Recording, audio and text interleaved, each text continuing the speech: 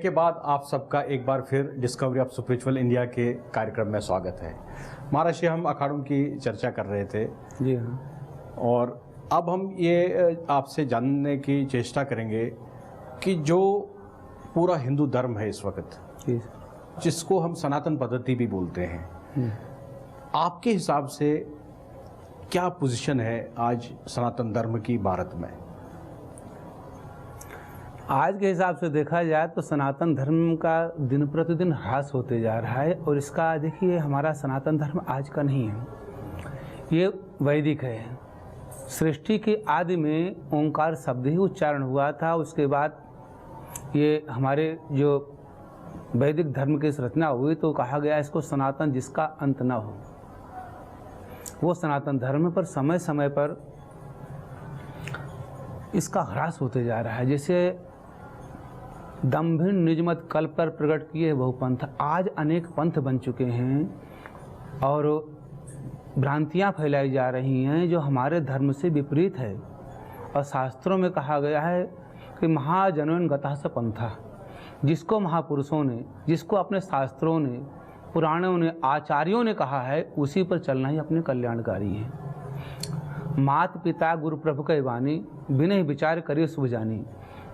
शास्त्रों में कहा है माता के, पिता के, गुरुओं के वचन को बिना विचारे चलने से भी कल्याण होता है। तो आज हमारा सनातन धर्म जो है वो थोड़ा सा विपरीत दिशा में जा रहा है। आपके हिसाब से कौन से ऐसे क्षेत्र है जहाँ पर हमारे धर्म का ह्रास हुआ है? अब देखिए, आज अगर देखा जाए तो बीच में कई धर्म ऐसे आ चुके हैं जो शास्त्रों से विपरीत हैं, और जिसका हम नाम लेकर नहीं करना चाहता हूँ, मगर फिर भी आपको इशारे में समझ लेना चाहिए कि जो शास्त्र हैं अपने, वो कहते हैं मूर्ति पूजा करिए। दूसरी बात, वो कहते हैं भगवान को मानिए। कुछ ऐसे भी हैं कि भगवान के हमारे निर्गुण और सगुण दोनों रूप हैं। और इसका उदाहरण है कि देखिए, जिस व्यक्ति को हम जानते नहीं हैं मगर फिर भी उसके प्रति लगाव है, तो उसको हम पुकारेंगे तो सामने दिख नहीं रहा है तो सामने एक दिन खड़ा हो जाएगा। जैसे जल है, जल को पकड़ना संभव नहीं है, मगर उसको आप फ्रिज में डाल दीजिए तो वही बर्फ बन के आपके सामने तैयार हो जाता है। जी महाराज जी। तो प्रेम बिना जल बिन रघुराई, अब यंतरमल कभों की जाई। मतलब बिना प्रेम के आंतरिक मल कभी नहीं जाता है। जब अंतःकरण शुद्ध हो जाता है तो आपका जो विश्वास है, भगवान उसी रूप को प्रकट कर देते हैं। तो कहीं और भी ऐसे पंथ जांग मान के चलिए, ये धर्मों के विपरीत, शास्त्रों के विपरीत लोगों को बहका जाता है, भगवान कुछ नहीं, ईश्वर कुछ नहीं। और जो भी है आज का वर्तमान युग है, यही देखो। तो इसमें क्या होता है कि किसी के बारे में हम प्रत्यक्ष ना कह करके ये कहना चाहते हैं कि जो महाजनोन गतः स पंथ, हमारे शास्त्र क्या कह रहे हैं उसके विपरीत। उन्होंने कहा है कि शास्त्रों के विपरीत जो कहा जाए वो अधर्म माना गया, शास्त्र सम्मति जो बात किया जाए उसको धर्म कहा जाता है।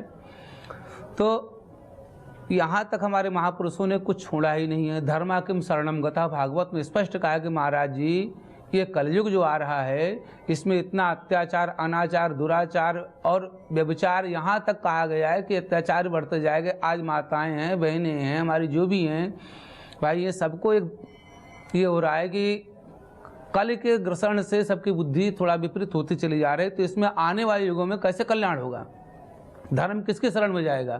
तब वहाँ पर कहा है कि रत्नादेव कृष्ण से, भगवान श्री कृष्ण के शरण, भगवान श्री राम जी के शरण लेने से सबका कल्याण हो जाएगा। और शास्त्रों में जो बात कहा गया है इसका मतलब ये है कि आज की पीढ़ी के लिए, उसको कलयुग के जीवों के लिए एक बहुत सरल उपाय बताया गया है। पारशी, एक यहाँ पर एक बहुत बड़ी चिंता का एक बहुत बड़ा विषय है। वो चिंता का विषय ये है कि जो बच्चे 1990 के बाद पैदा हुए, हम उनको क्या दे रहे हैं? अपने संस्कृति से, अपने शास्त्रों से उनको हम क्या देंगे? क्योंकि 1990 के बाद हमने जो देखा है वो बच्चों की आस्था जो है वो कम हो रही है धर्म के प्रति, माँ बाप के वैल्यूज़ के प्रति, घर के वैल्यूज़ के प्रति। उनका जो वैल्यू सिस्टम है वो गिर रहा है दिन ब दिन, और वो पाश्चात्य सिस्टम की तरफ बढ़ रहे हैं। और उनको पूरा जो मॉडर्न सिस्टम्स में ज़्यादा उनको लगाव है। वो जानते भी नहीं कि हमारे भगवत गीता है, हमारे रामचरितमानस है, श्रीमद् भागवत है और इतने ग्रंथ है हमारे पास, वेद है, उपनिषद है, उनको ये नहीं मालूम है क्योंकि उनको किसी ने कहा नहीं। तो महाराज जी यहाँ पर जो संत महापुरुष है उनका क्या रोल बनता है, वो किस तरीके से इस सोसाइटी को रिवाइव कर सकते हैं और वापस हमारे सनातन धर्म को वापस एस्टैब्लिश कर सकते हैं, वापस उसकी स्थापना कर सकते हैं महाराज जी? उसमें हमारा तो दो ही शब्द कहना है। हमारे महापुरुषों का जो भी कथा सत्संग चलता है, जो भी शिक्षा दे रहे हैं, एक तो पहले हमारे जो बच्चों के माँ बाप हैं उनसे रिक्वेस्ट है, अनुरोध भी करता हूँ, मैं हाथ जोड़कर प्रार्थना भी करता हूँ कि हमारी जो परंपराएं चली आ रही हैं कि मातृदेवो भव, तो माता को प्रथम स्थान इसलिए दिया गया है कि संसार में जननी का दर्जा भगवान श्री राम जी ने, भगवान श्री कृष्ण ने भी ऊंचा दिया है और ईसा मसीह से लेकर सबने दिया है जी। तो इसका कहने का मतलब माता जो है खाली जन्म देने के कारण माता नहीं होती है। माता वो एक जननी योग है, पृथ्वी माना गया उसको कि हर अपराधों को बच्चे को क्षमा करे, पर बच्चे को इतना सुदृढ़ बनावे कि भविष्य में भी वो गलत कामों में न पड़े। देखिए ध्रुव जी महाराज थे, उनका जन्म जो हुआ है 5 साल की अवस्था में उन्होंने भगवत प्राप्ति की है। और यही नहीं, ये शिक्षा का उद्देश्य मतलब श्रेय किस पे जाता है? सुनीति पर। ऐसे ही अलर्क जी थे, मदालसा उनकी माँ थी, उन्होंने अपने पुत्र को वह शिक्षा दिया है कि जो बचपन से भजन करने चला गया। तो हमारा कहने का मतलब ये है कि भजन करो, माँ बाप ऐसी शिक्षा अपने बच्चे को दें कि पश्चात संस्कृति में ना जाकर हमारी जो परंपरा है पीढ़ी दर पीढ़ी चलने वाली, उस पर ध्यान ये करें। अध्ययन करना अलग बात है, मगर अपने पश्चात संस्कृति में रम जाना अलग बात है। ये कह रहे हैं कि आज की पीढ़ी जो 1990 की बात की है, हमारे माताएं, हमारे बहनें, मैं सबसे निवेदन करता हूं कि अपने बच्चों को जो पारंपरिक हमारे भारतीय संस्कार हैं, मातृदेव जो होती हैं, प्रथम जननी कहते हैं, पुत्र को 10 गुना अधिकार कहा गया माता को होता है पिता से, तो वो अगर चाहे तो अपने पुत्र को देवता बना सकती है अपनी शिक्षाओं से। और क्योंकि उसके जीवन का अनुभव जो होता है उसके बड़े गुणों से मिलता है कि बेटा ऐसा मत करो, नहीं अपना संस्कार बदल जाएगा। हमारी परंपरा ऐसी नहीं, ऐसी चली आ रही, तो कहीं तक गलत संघर्ष से बच्चे बच सकते हैं। तो इसमें अच्छा दूसरी बात है, सत्संग है, कीर्तन है या कथा है, ये भी जो चल रही, इसमें भी थोड़ा बैठा जाए तो उसमें कुछ ना कुछ मिलता है। तो दृष्टांत के तौर पर आपको एक छोटा सा उदाहरण देना चाहता हूँ जी जी। कि एक चोर था और वो उसको उसके गुरुजी का एक सरदार का आदेश था घर वालों का, मान के चलिए कि बेटा ये काम तो कर रहे हो पर कहीं भूल के कथा मत चले जाना। बोले क्यों? बोले कथा में चले गए तो तुम्हारा कल्याण हो जाएगा, तुम ये चोरी छोड़ दोगे। तो अगर चोरी करना चाहते हो तो भगवत कथा भगवत सत्संग से दूर ही रहना आप। अब उसने कहा अच्छा ठीक है। अब वो चोरी करने जाता था तो वो यही कथा होती थी या वहाँ से दूर रहता था ताकि कान में आवाज़ ना आए। एक बार कहीं चला जा रहा था तो अचानक जैसे रास्ते से गुजरा, वहाँ पर एक कथा कार्य जो कह रहे थे कि देवताओं को छाया नहीं होती, उनका ज़मीन पर पैर नहीं पड़ता है, उनके आँख की पलकें झपकती नहीं है। इतना शब्द सुने उसके बाद उसको अचानक याद आ गया कि हमारे इन्होंने कहा था कि कथाओं से सत्संग से दूर रहना, तो नाक कान दबा के भग गया। अब वो उसके चोरी से लोग इतना तंग आ गए थे कि एक बार पुलिस ने मंदिर में चोरी करने गया तो वहाँ पर सिक्योरिटी बैठा दिया और उसको पूरा मूर्ति सरीका बना दिया कि जैसे आएगा यहाँ चोरी करने इसको पकड़ लिया जाएगा। अब ने कहा मूर्ति तो सेम है ठीक है, मगर इसमें जो कहा गया देवताओं को छाया नहीं होती है और ऐसा है, तो ये लोग कह रहे हैं भगवान प्रकट हुए हैं तो मैं देखता हूँ। तो वहाँ बताया गया कि जैसे वो गया वहाँ पर तो क्या देखता है कि मूर्ति तो सेम दिख रही है पर कह रहे हैं देवता बने हुए हैं। तो देवताओं को जब पाँव ही जमीन पर नहीं बैठते तो कैसे देखें, और उसकी छाया नहीं होती है। तो लोगों उनके साथियों ने कहा भाई देखो देवी प्रकट हुई है, वो सही है। तो वहाँ पर वो मंदिर में जाकर चोरों का भी एक नियम होता है कि किसी न किसी को मानते हैं, इष्ट मानते हैं। तो उनकी पूजा वूजा करने गए थे, तो जब देखे आज प्रत्यक्ष है तो क्या बात है। तो उसमें ये जो था उसने कहा भाई रुको, मैंने कुछ कथा में सुना है, आप उसका अगर सुनना चाहो तो बोले मैंने मना किया था, सदा का मैंने मना किया था, फिर भी तू कथा सुन के आया है। बोले सुना तो हूँ पर जो कहना चाहता हूँ उसको एक बार सुन तो लीजिए आप, आपके मतलब की बात है। तो बोले ठीक है कह। तो बोले पंडित जी के यहाँ गए तो वहाँ चोरी करने के लिए जिसके यहाँ गया था वो वहाँ कथा चल रही थी, तो वहाँ कहा गया कि देवताओं को छाया नहीं होती है। दूसरी बात है कि देवताओं के पलक नहीं गिरती है। तीसरी बात है देवताओं को पृथ्वी ज़मीन पड़ते नहीं हैं। तो सरदार जी कृपा करके टार्च लगा के देख लीजिए इनके पाँव ज़मीन में टच हो रहे हैं कि नहीं, अच्छा। इनकी आँख के पलक गिर रही कि नहीं रही, इनकी छाया ज़मीन में पड़ रही कि नहीं पड़ रही। तो जैसे वो प्रकाश किया गया तो छाया भी पड़ रही है, आँख की पलकें भी गिर रही है। तो ये सब देख के शंका पड़ गई, वहाँ से सब जान बचा के भगे। बाद में कहा थोड़ी कथा सत्संग से जो हमारे जीवन में इतना लाभ हो सकता है, मैं अरेस्ट होने से बच सकता हूँ, तो पूरी कथा सुना तो मेरा कल्याण ही हो जाएगा। तो कहा है कि अगर अनजान में भी किया हुआ शुभ कर्म जो है कल्याणकारी हो जाता है। तो इस कथा को सुनने से, भगवत सत्संग करने से जीवों का कल्याण ही होता है, उससे कभी कोई हानि नहीं होती है। महर्षि, यहाँ पर इस वक्त हम जो उपस्थित है ये लक्ष्मी नारायण मंदिर है। जी हाँ। अब मंदिर की जो परिभाषा है, मंदिर तो हम कहते हैं कि भगवान का घर है। हम ये जानना चाहते हैं लक्ष्मी नारायण मंदिर भी एक भगवान का घर है। जी हाँ।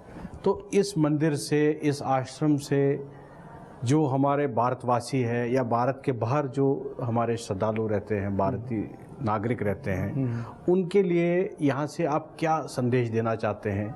उनके लिए भगवान राम के जीवन से क्या उनको प्रेरणा मिल सकती है और रामचरितमानस से क्या ज्ञान प्राप्त हो सकता है?